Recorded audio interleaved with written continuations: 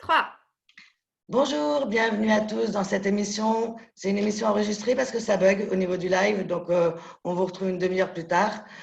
J'espère que vous allez bien. Ça va les filles? Ça va, salut. Bonjour, oui, cool.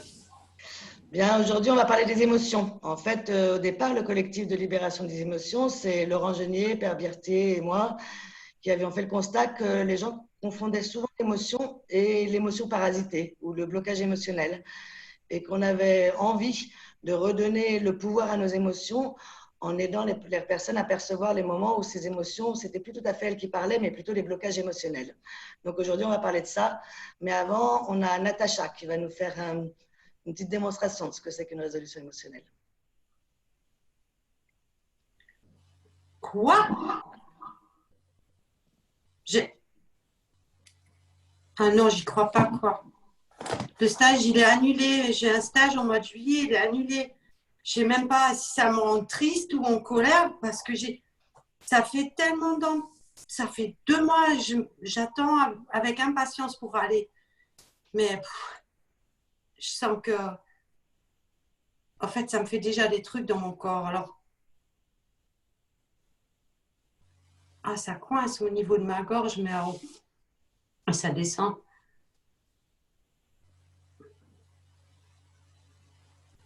Ça diffuse un peu partout et waouh, dans les oreilles. Je laisse faire. Je laisse faire. Ça change.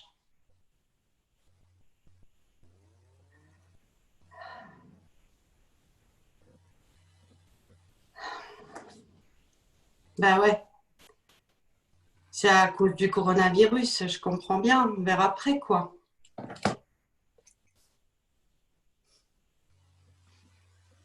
À vous lire. Du coup, Natacha, en termes d'émotion, alors qu'est-ce que tu fais comme différence entre l'émotion qui est salvatrice et justement la perturbation? Bah là, la perturbation, je l'ai perçue déjà parce que physiquement, il y avait un truc qui venait. J'avais un peu de chaleur et puis voilà, et puis je savais bien que j'étais pas dans mon état normal, quoi. Mais de là à dire si j'étais, voilà, effectivement, je savais pas si j'étais triste ou en colère. Et des fois, c'est pas bien important de savoir labelliser, mais j'étais pas bien. Et le fait d'écouter mes sensations corporelles et puis de les laisser surtout faire, quoi, m'a permis de reprendre une vue objective, on va dire. Parce que bon, effectivement, ça n'aura pas lieu. Je ne suis pas contente que ça n'aura pas lieu, mais c'est pas la fin du monde, quoi. Pas toujours une émotion. Tu es déçue, en fait. Tu es juste déçue, mais c'est normal. Oui, je suis déçue, ce qui est logique. Hein. Ça fait vraiment très longtemps que j'attends ce stage. Mais bon, c'est pas une raison pour me mettre en colère, quoi. Ou d'être triste. Ou d'être triste. Je ferai autre chose. On va dire plutôt que si tu avais été un petit peu triste et puis que c'était passé, c'est normal. Tu aurais été en colère et que c'était passé, c'est normal. Le problème, c'est quand cette émotion, quelle qu'elle soit, elle reste. Elle reste et que j'arrive pas à m'en dégager. C'est là où elle commence à poser problème. Oui, c'est ça. Ce qui est important de comprendre, en fait, c'est que nos émotions, on en a besoin. Sans émotion, on serait bien embêté. On serait touché par rien. Rien ne nous ferait du bien. Rien ne nous rendrait triste. Rien ne nous mettrait en colère. Donc, on n'aurait pas de la force pour agir et faire bouger des choses. Donc, nos émotions, on en a besoin. C'est normal. Après, il y a des perturbations émotionnelles. C'est des choses qui font que on n'arrive pas à dépasser le truc. Ça reste. On n'est pas bien. Et par exemple, on pleure et on pleure et on pleure et on pleure. C'est pas soulageant. On se met en colère et on hurle, on abîme les autres, on s'abîme soi-même et ça ne fait rien aboutir. Donc en gros, la perturbation émotionnelle, elle est là, elle se repère quand on sent que notre émotion nous dépasse, qu'elle dépasse les autres et que c'est pas aidant, c'est pas soulageant. L'émotion, c'est aussi ce qui est spontané chez nous. On ne peut pas l'enlever, on ne peut pas se couper de nos émotions. J'aime bien cette idée de dire que c'est un trait d'union entre ce que l'on ressent à l'intérieur de soi et la situation qui est à l'extérieur de soi. Donc, c'est ce que disait Maëlys, c'est qu'une émotion, elle est soudaine, elle est réflexe, elle est naturelle. C'est quand elle dure dans le temps et c'est quand elle est inadaptée, inappropriée qu'elle qu'elle est perturbée, qu'elle est bloquée, qu'il est important de faire une résolution émotionnelle. Pour autant, elle ne coupe pas, la résolution émotionnelle ne nous coupe pas de l'émotion. Au contraire, elle nous donne l'émotion, elle nous fait vivre cette émotion, elle nous libère, elle libère notre émotion. C'est comme si la perturbation nous mettait prisonniers, nous rendait dépendants d'un comportement. Et au contraire, c'est la perturbation qui n'est pas l'émotion, c'est l'inverse. On pourrait presque dire que là, je peux goûter ma déception, d'accord? Ma tristesse, je peux la vivre bien, quoi. Parce que c'est normal. Hein. Alors que si on est envahi par quelque chose, c'est différent. On ne voit même pas. Ouais, si c'est trop. Ben, comme maintenant, là, par exemple, je suis un peu perturbée, ben, je peux recommencer. On va te laisser tranquille, continuer. On reste à côté de toi. Mais je crois que ça, c'est très important. Je repensais à une personne qui disait « Ah, je suis embêtée parce que je pleure devant les films. Et quand même, il faudrait que j'arrête de pleurer devant les films. » Et moi, je pensais à tous mes copains directeurs de films qui mettent une énergie dingue pour nous faire pleurer. Et je me disais, mais le problème, finalement, à ce moment-là, pour l'avoir moi résilié là-dessus, c'était que c'était pas de pleurer, au contraire. Moi, il y a des films, il y a des fois, j'ai besoin de pleurer là, et je me mets ces films-là et ça me fait du bien. Le problème, c'était quand les gens à côté de moi étaient gênés parce que je pleurais. Et donc, finalement, c'est pas l'émotion tristesse, le problème, c'était la sensation désagréable de sentir quelqu'un à côté de moi qui n'était pas bien parce que j'étais en train de pleurer, quoi. En résiliant là-dessus, ce qui a été intéressant, c'est que je me suis plus mis à renifler comme ça, en pleurant, comme ça, en m'empêchant de pleurer. Et du coup, maintenant, quand je pleure face au film, c'est vraiment agréable, quoi. C'est vraiment comme la pluie qui arrive après la forte chaleur, quoi. Et ça fait du bien. Et en parlant de film, je trouve qu'il y a un film, ou plutôt un dessin animé, qui explique extrêmement bien ce qu'est une émotion et comment ça fonctionne. C'est Vice Versa. Moi, je la conseille quasiment à tous mes patients, quand je ne le prête pas directement, quoi, pour expliquer, mais c'est quoi une émotion, quoi. Parce que je trouve que la tour centrale qui reçoit des informations de l'extérieur et qui va balancer, en fait, les émotions, elles nous permettent de nous adapter au monde en permanence. Et en fait, c'est ça, c'est que nos sens, nos sensations amènent des informations au cerveau, et le cerveau, lui, ça va permettre de réagir, en fait, pour pouvoir rester adapté au monde. Et vice-versa, pour ça, il est juste fabuleux, quoi, ce film. Ça explique super bien, quoi. Voilà. Ouais, et de fait, toutes nos émotions, pour moi, les émotions me protègent. Pour moi, les émotions, c'est quelque chose qui vient de ce que j'appellerais l'inconscient, qui est la somme de toutes les expériences qui sont gardées à l'intérieur de moi et qui me donne une manière de réagir qui soit bonne pour moi. Et la colère, c'est une émotion qui est utile quand on m'envahit. Si quelqu'un me marche sur les pieds, je vais instinctivement le repousser avec ce mouvement-là, un peu d'agressivité.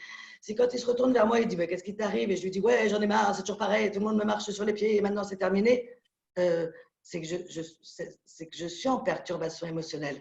Cette colère, elle est restée coincée. Alors que si la colère est montée, j'ai repoussé la personne, elle se retourne et je lui dis « Ouais, désolé, tu me marchais sur les pieds. » Ça va glisser.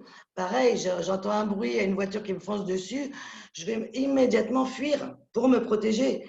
Mais si 10 minutes après, j'ai encore peur et je suis encore dans cette peur et que j'ose même plus ressortir parce que j'ai peur des voitures, là, c'est que cette peur, elle est restée coincée en moi. Et là, la résolution va m'aider à désactiver ce parasite-là qui faisait que ça restait coincé. Dans ce que tu exprimes, Alice, effectivement, l'émotion parasite la communication, le message. C'est-à-dire que je veux faire valoir mon besoin, je ne veux pas qu'on me marche sur les pieds, je ne veux pas qu'on m'insulte, je ne veux pas qu'on me méprise. Mais comme je suis prise dans l'émotion, je suis dans l'incapacité de faire valoir mon besoin calmement, tranquillement. Alors qu'après la régulation, je vais pouvoir exprimer mon besoin. Et à ce moment-là, j'ai plus de chances d'être entendue. Parce qu'une fois, tu avais dit comment l'émotion prend le pas sur le message, et je trouve que c'est complètement juste. L'émotion, elle va parasiter mon message. Et souvent, on entend plus vite l'intention que le mot. Quand on met une intention et un mot, on va d'abord entendre l'intention. Si c'est parasité, je ne vais pas pouvoir entendre le message. Ça, c'est parce que le non-verbal, il est souvent, on dit 70% par rapport au verbal. C'est-à-dire on entend plus le non-verbal que le verbal. Et l'émotion joue un rôle extrêmement important dans cette situation. Ouais. Une manière de savoir que j'ai besoin de résilier ou réguler ou résolver ou ce que vous voulez, c'est quand je perçois une incohérence entre mon message et mon intention. Et là, je ferme les yeux, il y a quelque chose qui ne va pas, quoi. Parce que du coup, le message, en plus, je vais saboter mon message. Je pense beaucoup aux parents que j'ai accompagnés, moi, sur des résolutions autour de l'autorité. Il y avait un énervement tel que l'enfant n'entendait pas le danger, les mots qui exprimaient qu'il y avait un danger, ils entendaient juste le parent dans tous ses états. En régulant ça, l'enfant peut entendre le message de danger. Et nous, en fait, les praticiennes en régulation émotionnelle, les praticiens, on ne va pas enlever les émotions des gens. Ça, c'est important de bien le retenir. On ne va pas vous enlever vos émotions et vous devenez des robots comme ça qui ne ressentent plus rien, ni en triste, ni en joyeux. Juste, on enlève les perturbations émotionnelles. Donc ça, c'est important de s'en rappeler. Ouais, et l'émission qu'on fait là en ce moment dans le confinement, c'est pas pour que les gens perdent toute émotion. Au contraire, c'est pour qu'ils profitent de cet espace de sécurité pour ceux qui sont en sécurité dans leur maison, pour pouvoir vivre plus sereinement leurs émotions et devenir plus lucides aussi. Pour reprendre l'image de vice-versa, j'adore.